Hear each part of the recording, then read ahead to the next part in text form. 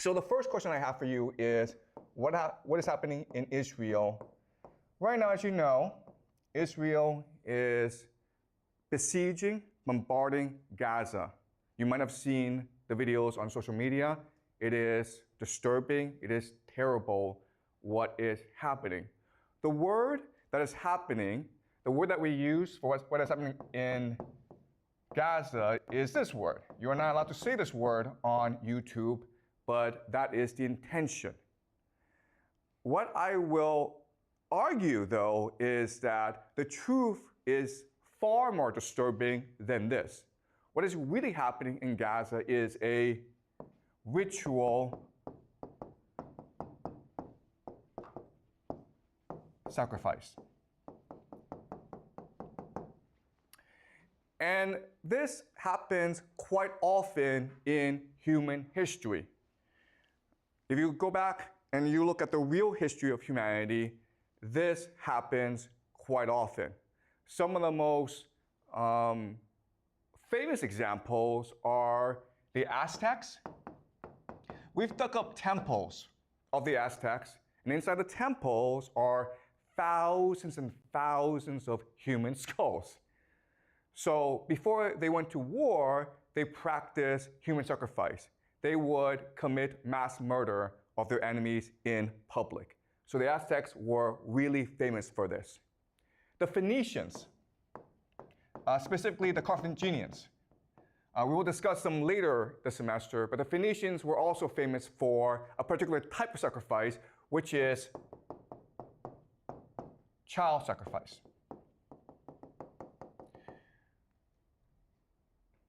The Romans wrote histories insulting the Phoenicians for practicing this sort of sacrifice. But the Romans themselves practiced human sacrifice. What they would do is that after every major war, they would capture all the major leaders, all their enemies, and they would parade their enemies through the streets of Rome. This is something called the triumph.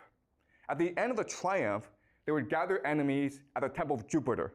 Jupiter is their god. And then they would strangle to death their enemies. That's sacrifice. That's human sacrifice. They didn't call it that, okay? And they sort of disguised it, but we know for a fact that they did do this. So the question for us is, why is it that this happens? Why do the Aztecs do it? Why do the Phoenicians do it? Why do the Romans do it? And why is it today the Israelis do it in Gaza? And remember, okay, what the Israelis are doing is quite horrific because it is really this sort of sacrifice. Why? Because 47%, almost half of the population of Gaza is under 18 years old. So the majority of people who are getting killed are in fact children. What is most striking or blatant about what's happening in Gaza is that we can all see it for ourselves.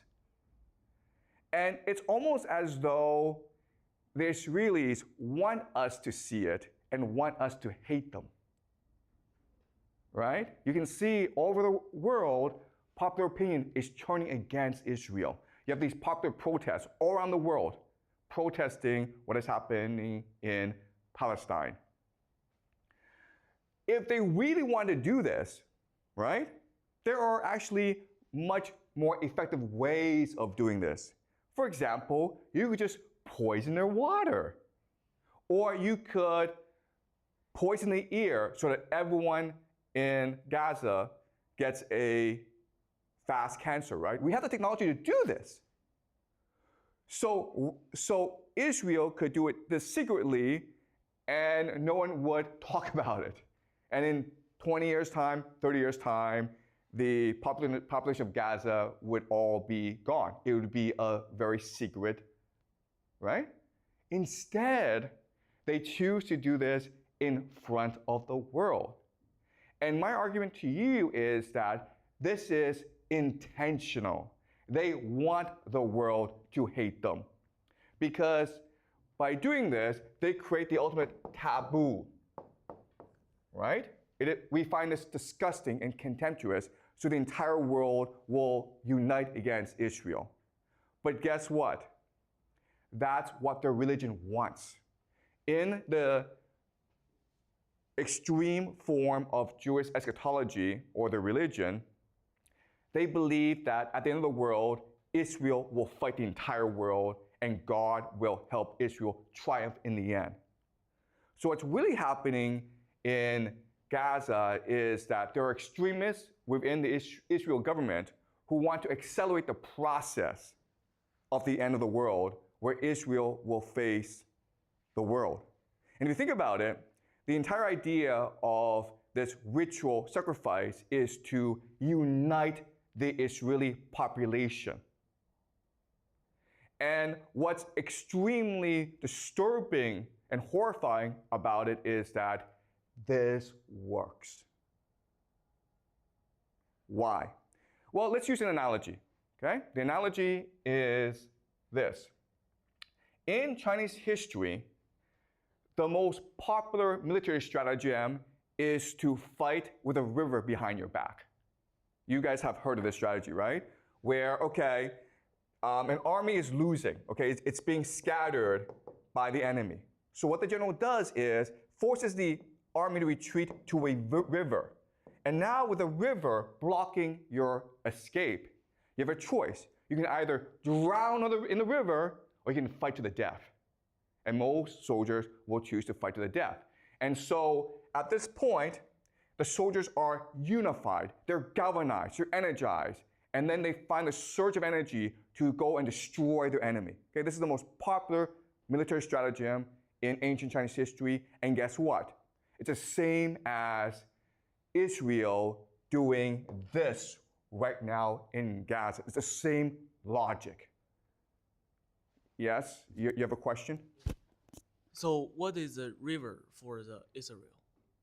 Like, yeah, that's a good question. What's a river right here, right? The river is a taboo, right? What's the worst thing you can do in modern society?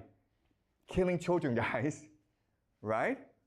So there's no exit for Israel. You either go all the way or the world comes and destroys you anyway. And in fact, what's really interesting is that if you go online, you will see Israelis go around the world and causing trouble everywhere. They're going to start fights. They shout death to the Arabs on public buses in the Western world.